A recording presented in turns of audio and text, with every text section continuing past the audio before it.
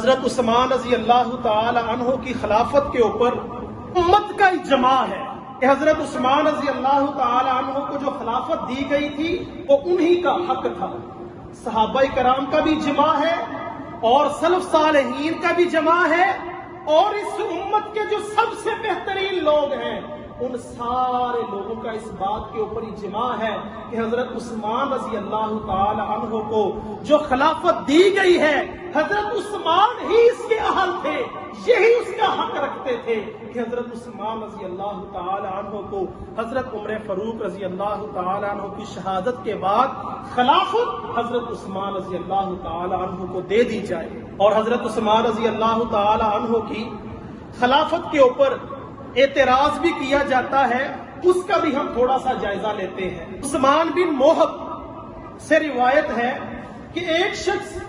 بیت اللہ کا حج کرنے کے لیے آیا اور دیکھا کہ کچھ لوگ بیٹھے ہوئے ہیں۔ وہ شخص جو بیت اللہ کا حج کرنے کے لیے آیا، اس نے دیکھا کہ کچھ لوگ ایک جگہ کے اوپر بیٹھے ہوئے ہیں، اور وہ پوچھنے لگا کہ یہ جو لوگ بیٹھے ہوئے ہیں یہ کون ہیں؟ سے کہا گیا کہ یہ قریش کے کچھ لوگ ہیں،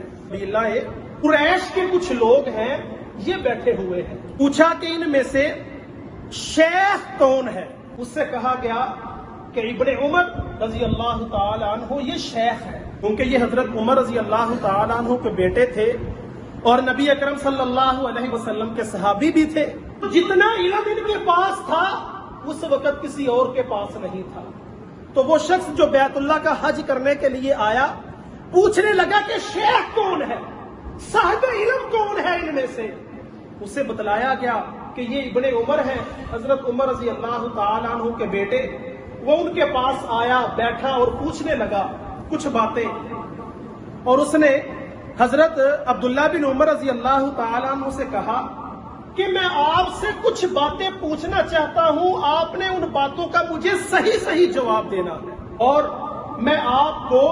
اس حرمت والے گھر کی قسم دیتا ہوں۔ بیت اللہ کے اندر موجود تھے، حرم مکی کے اندر، فرمایا کہ جو باتیں پوچھوں گا ان باتوں کا صحیح جواب مجھے چاہیے، اس حرمت والے عزت والے گھر کی میں آپ کو قسم دیتا ہوں۔ پہلا اعتراض اس نے کیا تھا حضرت عثمان رضی اللہ تعالی عنہ کی شخصیت کے اوپر، پہلا جو سوال تھا اور وہ اعتراض تھا حضرت عثمان رضی اللہ تعالی عنہ کی شخصیت کے اوپر۔ وہ کہنے لگا کہ حضرت عثمان رضی اللہ تعالی عنہ نے غزوہ احد کی جو جنگ تھی اس میں سے راہ فرار اختیار کی تھی۔ حضرت عثمان غزوہ احد کو چھوڑ کر چلے گئے تھے۔ حضرت عبداللہ بن عمر رضی اللہ تعالی عنہ نے کہا ہاں یہ تیری بات سچ ہے، بالکل اسی طرح ہی ہوا تھا۔ غزوہ احد میں سے حضرت عثمان رضی اللہ تعالی عنہ جنگ کو چھوڑ کر چلے گئے، راہ فرار اختیار کر لی، لیکن حضرت عبداللہ بن عمر رضی اللہ تعالی عنہ نے اس شخص کی اس بات کا جواب بھی دیا تھا کہ اللہ رب العزت نے حضرت عثمان رضی اللہ تعالی عنہ کی اس غلطی کو معاف کر دیا ہے، اور جس غلطی کو اللہ معاف کر دے، ہم اور آپ کون ہوتے ہیں اس بندے کی غلطی کو اچھالنے والے؟ اللہ نے معاف کر دیا ہے، یہ اللہ کا اور بندے کا معاملہ ہے۔ اللہ چاہے تو بڑے بڑے گناہوں کو معاف کر دے، اللہ پکڑنا چاہے تو انسان کو ایک چھوٹی سی غلطی کے اوپر بھی پکڑ لے۔ اس میں کون سی بڑی عجیب بات ہے کہ حضرت عثمان نے غزوہ احد سے راہ فرار اختیار کیا تو اللہ سے معافی بھی مانگی تھی اور اللہ رب العزت نے ان کو معاف کر دیا تھا۔ اور پھر اس نے دوسرا اعتراض کر دیا حضرت عثمان رضی اللہ تعالی عنہ کے اوپر، کہنے لگا کہ حضرت عثمان رضی اللہ تعالی عنہ غزوہ بدر کے اندر بھی شریک نہیں ہوئے۔ اعتراض ہو رہا ہے حضرت عثمان کی ذات کے اوپر۔ کہا کہ حضرت عثمان رضی اللہ تعالی عنہ غزوہ بدر کے اندر بھی شریک نہیں ہوئے۔ حضرت عبداللہ بن عمر نے کہا ہاں وہ غزوہ بدر کے اندر بھی شریک نہیں ہوئے، لیکن نبی اکرم صلی اللہ علیہ وسلم نے غزوہ بدر کے اندر نہ شریک ہونے کے باوجود بھی حضرت عثمان سے کہا تھا عثمان جتنا اجر و ثواب بدر میں شریک ہونے والوں کو ملے گا، اے عثمان تجھ کو نہ شریک ہونے کے باوجود ان کے برابر اجر و ثواب ملے گا۔ جتنا مال غنیمت میں سے حصہ ان لوگوں کو ملے گا جو غزوہ بدر کے اندر شریک ہوئے ہیں، اے عثمان تو اگر غزوہ بدر کے اندر شریک نہیں ہوا اس کے باوجود تجھ کو مال غنیمت میں سے برابر حصہ دیا جائے گا۔ کیوں؟ نبی اکرم صلی اللہ علیہ وسلم کی بیٹی حضرت رقیہ رضی اللہ تعالی عنہا اس وقت بیمار تھی، جس وقت غزوہ بدر کے لیے قافلہ نبی اکرم صلی اللہ علیہ وسلم نے روانہ کیا، اس وقت آپ کی بیٹی جو حضرت عثمان کی بیوی تھی، حضرت عثمان کی زوجہ تھی، اس وقت بیمار تھی۔ نبی صلی اللہ علیہ وسلم نے عثمان سے کہا، عثمان میری بیٹی کے پاس رہو، میری بیٹی بیمار ہے، اس کا خیال رکھنے کے لیے تم اس کے پاس رہو، میں تم کو غزوہ بدر کے برابر جو لوگ شامل ہیں ان کے برابر تم کو اجر و ثواب بھی ملے گا، مال غنیمت بھی ان کے برابر دیا جائے گا۔ اس اعتراض کا بھی جواب حضرت عبداللہ بن عمر رضی اللہ تعالی عنہ نے اس شخص کو دے دیا، اور پھر اس نے تیسرا اعتراض کر دیا، کہنے لگا کہ حضرت عثمان رضی اللہ تعالی عنہ بیت رضوان جس کا ذکر اللہ رب العزت نے سورۃ الفتح کے اندر کیا ہے،